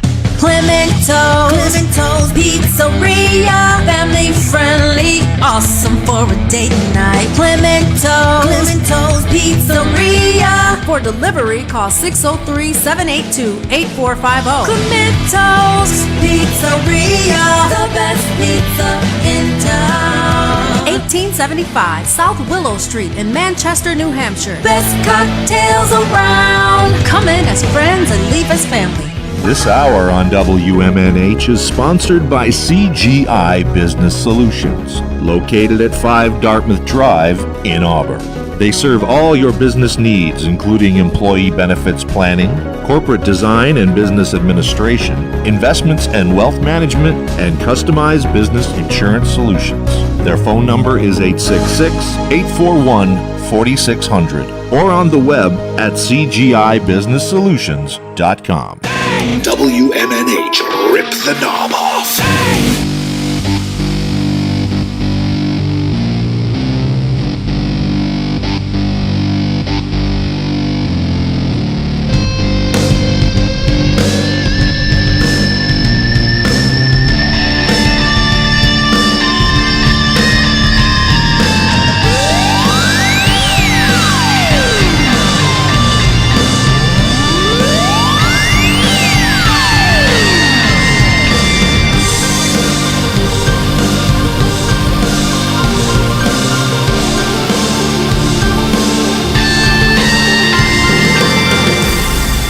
Welcome back, everybody, as we cruise into our final segment today of Matt Connarton Unleashed. And we are live from the studios of WMNH 95.3 FM in glorious downtown Manchester, New Hampshire. Also on Comcast 97 if you're in Manchester. And hello to all of our online listeners across the nation and around the globe. You can go to my website, mattconnarton.com, for all of your live streaming options, social media links, contact info, show archives, merchandise, and et cetera, et cetera. Today is Thursday, January 5, 2023. Welcome, everybody. I hope I said 23 at the top of the show today, and I didn't slip and say 22. I almost feel like I did.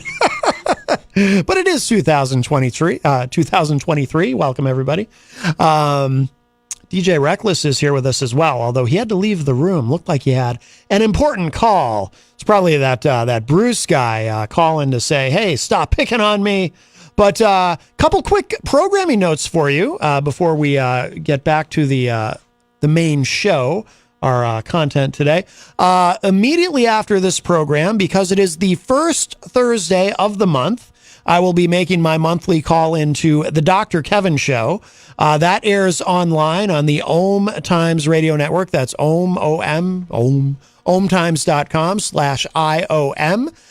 The first Thursday of every month, as soon as I get off the air here, I grab my cell phone and I call into Dr. Kevin, and I spend the hour with him on his program talking about politics and current events. So for those of you, you get to the end of this 2-hour show and you say, oh no, I need more Matt Connarton. Well, there is a way that you can get another hour of me, as long as you're willing to share me with Dr. Kevin. You can listen into the Dr. Kevin Show. And of course, if you don't get a chance to hear that live, you can always listen to the archive later. It goes on his website or their website at Ohm Times Radio. Of course, on Thursdays following this show here at WMNH, we have Through the Stage Door, hosted by the great Rob Dion. So that also is available, of course, if you don't get to hear that as it airs initially. You can go to WMNHradio.org and get the archive of that program. Also, tomorrow on the show, we've got a busy show tomorrow. Let's see, we have Ray Coates, great musician from the UK. He's been on with us, I think, once, maybe twice before, but he's got a new project, and we're going to be, I think it's a world radio premiere tomorrow of his new song. So he's going to be joining us tomorrow near the top of the show. So really looking forward to talking with Ray And then, of course, in the second hour, we will have Eric Pilcher's classic film review, Eric's first review of the new year, 2023. And it is the film Casablanca, or Casablanca, depending on your preference in pronunciation. But really looking forward to that. Very popular weekly segment feature on the program. Get a lot of positive feedback on that. So that will all be happening tomorrow on the show. And who knows? Who knows? Perhaps tomorrow we will also be discussing the new Speaker of the House, Kevin McCarthy. Although I don't think so. I don't think so. I think it will be another. I think it'll be Groundhog Day yet again, because I think Jenny had posted in the chat they have had their 10th vote, their 10th vote count. Let's see. Yep, Jenny posted vote number 10 is completed in the United States House of Representatives, plural. Hakeem Jeffries, the Democrat, has 212. McCarthy, again, has 200. 20 for others and 1 present. I believe that mirrors what the vote was in vote number 9. So McCarthy, he's already given away his dignity. And it's just not enough. What? He has nothing left to give. I mean, I've said that more than once. He has nothing left to give, and then he seems to find more things to give away. But somehow, Jenny thinks it's funny I said my monthly call to Dr. Kevin. Yes, my monthly. DJ Reckless is back. He's at the news desk. And did you have an important call? It was Bruce, wasn't it? No, I'm still kind of in shock. Really? About the whole person messaging me who I haven't talked to in almost a long time. Oh, yeah. It's a family member, right? You said 14 years? Close to it, yeah. Wow. No, very good. Well, and they heard you on the radio show. So this is, now, and really that's one of the great things about Matt Connerton Unleashed is it brings, it reunites families. We've reunited many families on this program, actually. I can't think of any other examples of when it's happened, but I'm sure that we have. Scott Robinson in the chat says, is there any chance whatsoever of the Matt Connertonites to go on remote to Nashua so that we can take a stand against Bruce so we can protect Easy from the bullying? That is a wonderful idea, Scott. And I think that, maybe, I think it would be hard to orchestrate a remote, an actual remote broadcast there. But I think a bunch of us could just, maybe show up there with some, baseball bats and say, we need to talk to Bruce. Send Bruce out. Rocky Huber in the chat room said he wanted to body slam Bruce through a table. And Crystal said the general consensus is everyone hates Bruce. Yeah. Oh, well. And for all we know, he's a good guy, but he probably not. Probably not. Let's see. Miriam Banish joins us in the chat room and says, why so many votes? Well, they just can't get to 218, and Kevin McCarthy still has not withdrawn. I do wonder, how long can this go on? How many more days can they do this? At some point, something's got to break. Something's got to give. Let's see. Crystal says, I think they need a minimum of votes to be 218, and no one has reached that number yet. Correct. The only way they can get him elected with fewer than 218 is if enough people vote present. Right now, there's just one, and I assume it's still Representative Victoria Sparks. I forget what state. Is it Indiana where she's from? I'd never really heard of her before now, but a lot of these people who are voting against Kevin McCarthy, we went through the whole list yesterday. And a lot of them were people who I was not familiar with until now. Rob Dion joins us in the chat and says, hashtag McCarthy karma. Yeah. It is difficult to feel sorry for him. I will say that. It is very difficult to feel sorry for Kevin McCarthy. I still say the dark horse in all of this is Steve Scalise. I think he is much more respected than Kevin McCarthy and generally more well-liked. And that is not to say that if Scalise is nominated, that then these 20 who continue to not support Kevin McCarthy would then be okay with Scalise over McCarthy. But I'm sure some of them would. But the thing is, Steve Scalise cannot afford to look like he is then going after this and kind of putting the shiv in McCarthy's back. And he's already publicly supported McCarthy and he votes for McCarthy. But if he needs to let it happen to him, it could happen to him. In other words, he could stay quiet and not express any intentions, any ambitions to become speaker. But someone could approach him and say, hey, do you want the gig? Because we might be able to make that happen. Tomorrow People 5 says, Kevin McCarthy, well, we say, sorry for that guy. Yes, well, I don't feel sorry for Kevin McCarthy at all. But yes, this just continues on. Now, we should mention, too, that Donald John Trump, you might be familiar with him, a former president, and current presidential candidate, although I don't think he's done a lot of actual campaigning yet. But he was nominated by Congressman Matt Gaetz of Florida. Gaetz putting Trump's name into the mix.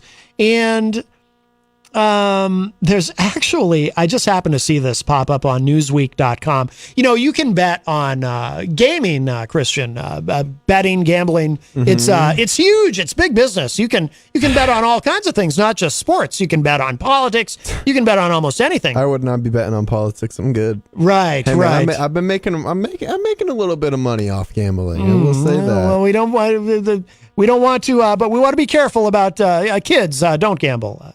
Don't do that. Just a little message for the little PSA for the kids. But I'm glad you're doing well with it. Doing great. That's good. Minus the Buffalo game. All right. Well, minus the Buffalo game the other day. Well, there's a lot that can go wrong. I'll just say that. But you can actually bet on things like, for example, who will be the next speaker. And Newsweek.com has an article up. Donald Trump's chances of becoming House Speaker, according to bookmakers. So, and this is just now. Again, I don't want to encourage gambling or necessarily discourage it. I don't gamble personally. DJ Reckless over here apparently does. What you do is up to you. As long as you're an adult, you make your own informed decisions. But I will just say this: if you are a true MAGA supporter, if you are full on MAGA, you might want to place a bet on your boy here for Speaker of the House. It says here, Donald Trump is in the running for the next House Speaker, according to one bookmaker, despite the former president throwing his weight behind Kevin McCarthy's embattled election bid. After 2 days of chaos in the House and McCarthy, 3 days now, not passing the threshold of 218 to claim the gavel in the Republican-controlled lower chamber, the House reconvened today to try to find a way forward. In the final ballot yesterday, McCarthy acquired 201, still short of the threshold. There are 222 Republicans in the House, so more than 4 of them not voting for McCarthy will mean he will not pass the threshold. The California lawmaker is under increasing pressure to garner the extra votes or step aside for an alternative candidate. Democratic lawmakers have been nominating Hakeem Jeffries of New York, the Democrat who beat McCarthy with 212 votes in the six tally on Wednesday night. BetOnline.ag has provided odds as to who will be the next House Speaker. The favorites to win are McCarthy and Steve Scalise. There's that name again, Steve Scalise. I'm telling you, it might be destiny. Who are tied at 5-4. Christian, what does that mean? I don't gamble. I'm sorry. So if McCarthy and Steve Scalise, it says they are tied in the betting odds 5-4. What does that mean? So five on odds that in favor, 4 against. What does that mean exactly? I don't know. Oh, okay. I thought you would know. Man, I just do micro betting. Oh, all right. I guess that must be a different thing. Okay. Elise Stefanik. I bet on like the smaller stuff, like on a football play. I'll bet on if they're going to reach the 35-yard line or which team's going to win. Okay. All right. I don't do it on like DraftKings. I just do it with personally with friends. Okay. All right. Elise Stefanik follows with 10-1. Okay, and so I'm starting to get the idea. So 5-4, those are close odds. That's a tie, I guess. Elise Stefanik follows with 10-1 odds. Well, that would be against though, because Elise Stefanik has no chance. Okay, so 10-1 odds, and Jim Jordan is at 20-1. I'm surprised Elise Stefanik is even 10-1.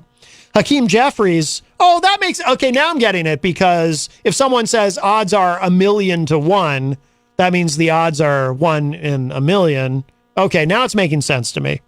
Okay, Hakeem Jeffries has odds of 20-1. Meanwhile, Trump, who is not a member of the House, comes in at 33-1. Okay, so he's in it. Very, a 1 in 33 chance. Now that I understand it, it seems easy to understand, and yet I was having trouble understanding it. I'm not good at math. I just look at numbers and I'm immediately confused. However, in an interview on Wednesday, Lauren Boebert, the California congresswoman who has not been voting to support McCarthy, said she could nominate the former president.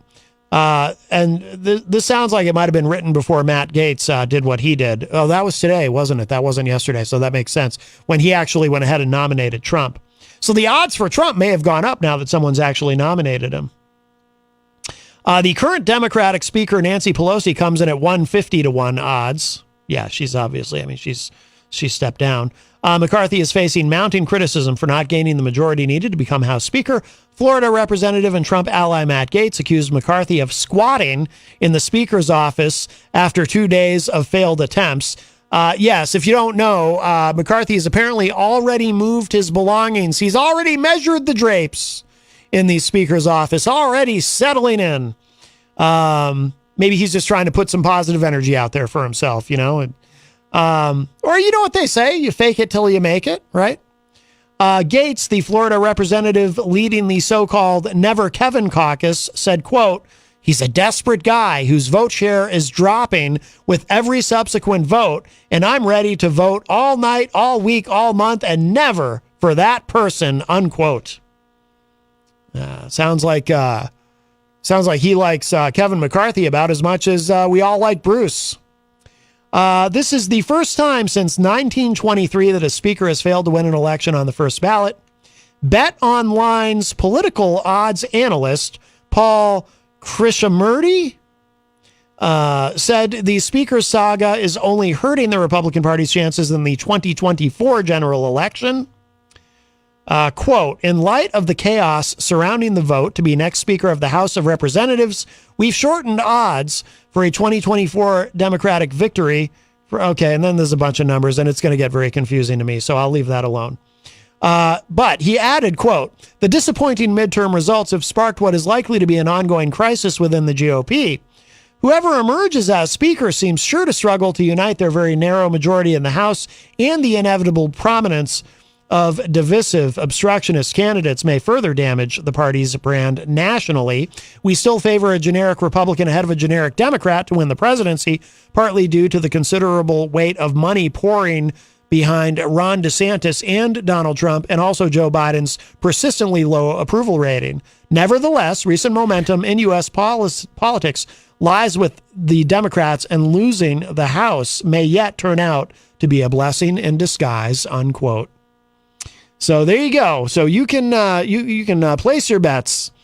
Trump is, he's in it. He's been nominated for it. But Crystal in the chat room says, what if they vote in Trump? Oop, let me back up. I lost the comment. What if they... Oh, sorry, everybody. A whole bunch of comments just kind of appeared at once, and I think that's because this is lagging. And oh wow, yeah, there were a whole bunch of comments that just appeared all at once here, so there was some lag. Okay, let's see. We'll try to do these in order for continuity's sake. So Jenny posted, McCarthy has so many deals. If he was a speaker, it would be in name only. Yeah, absolutely true. He's given away all of his power with these deals. And every time it looks like he has nothing left to give, he finds something else to give away. But let's see.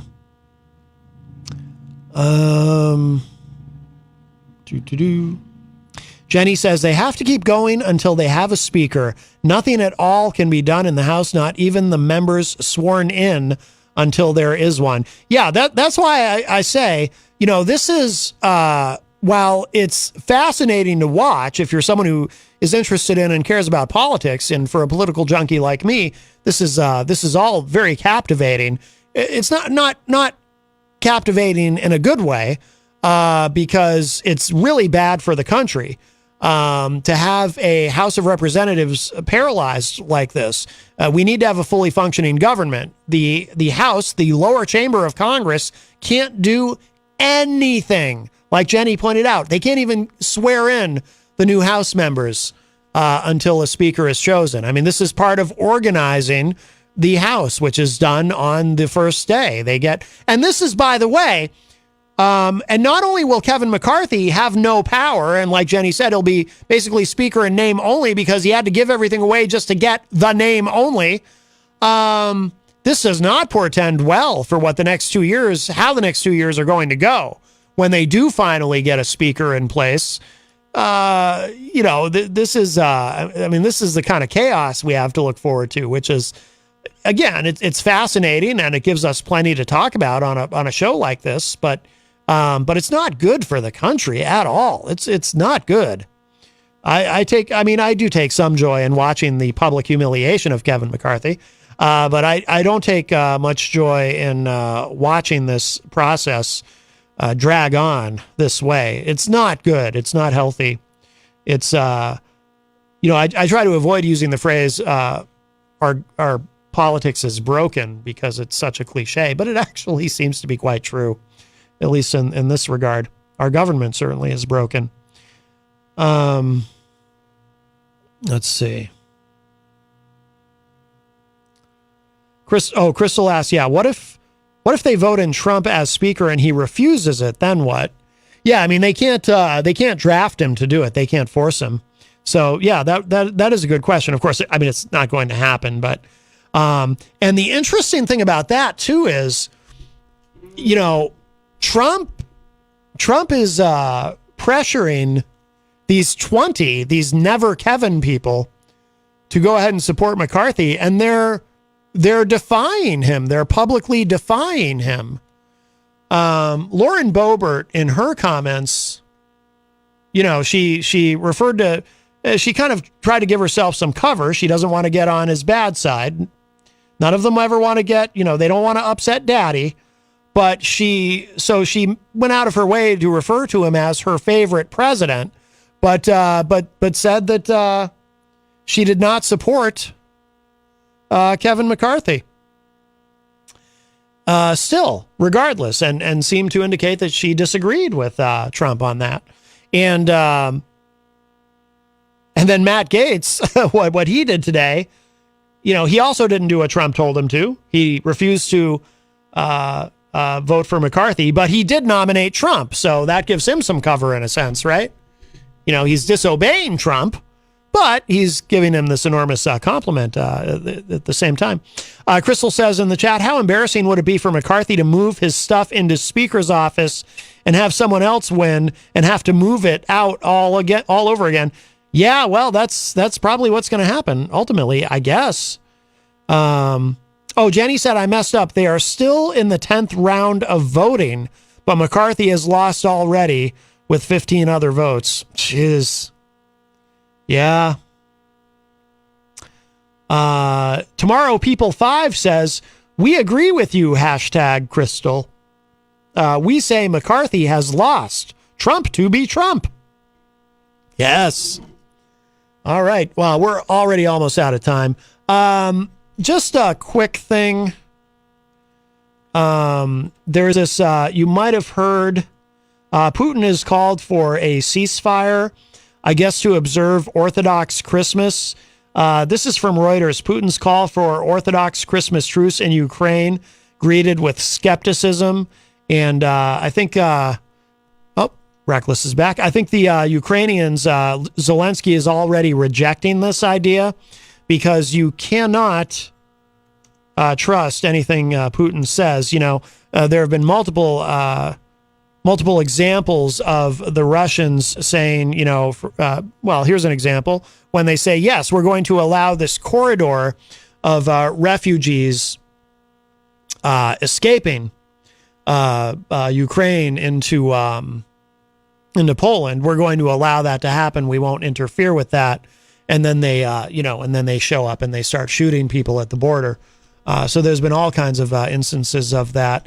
Mike from Queen City Cabinetry in the historic Sunbeam Mall, one of our great sponsors here at WMNH, joins us in the Facebook live chat. Hello, Mike. Tomorrow People 5 says, we are going to say your show is the best. Hashtag Matt Connerton. We say, have a great, wonderful. Well, you have a great, wonderful too. I say to you, hashtag Tomorrow People 5.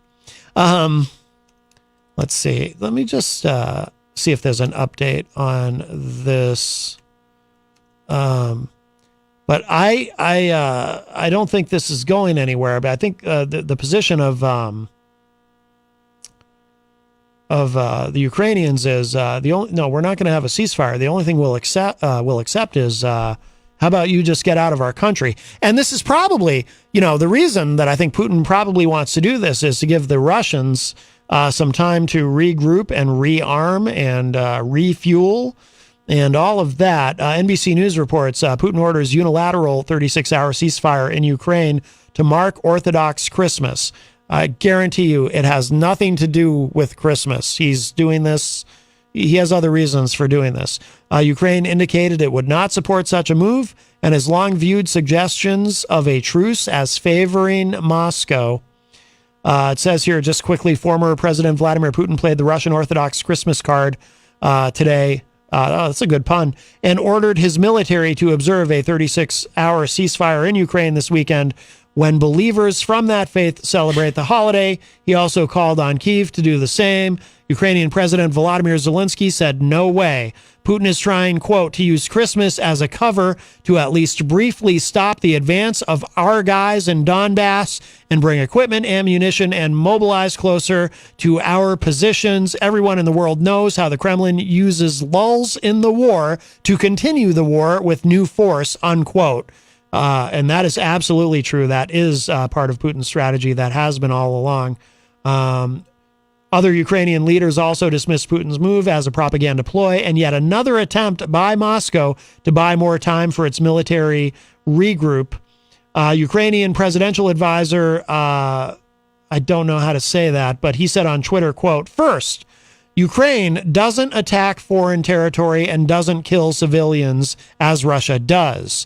Ukraine destroys only members of the occupation army on its territory. Second, Russia must leave the occupied territories. Only then will it have a temporary truce. Keep hypocrisy to yourself, unquote.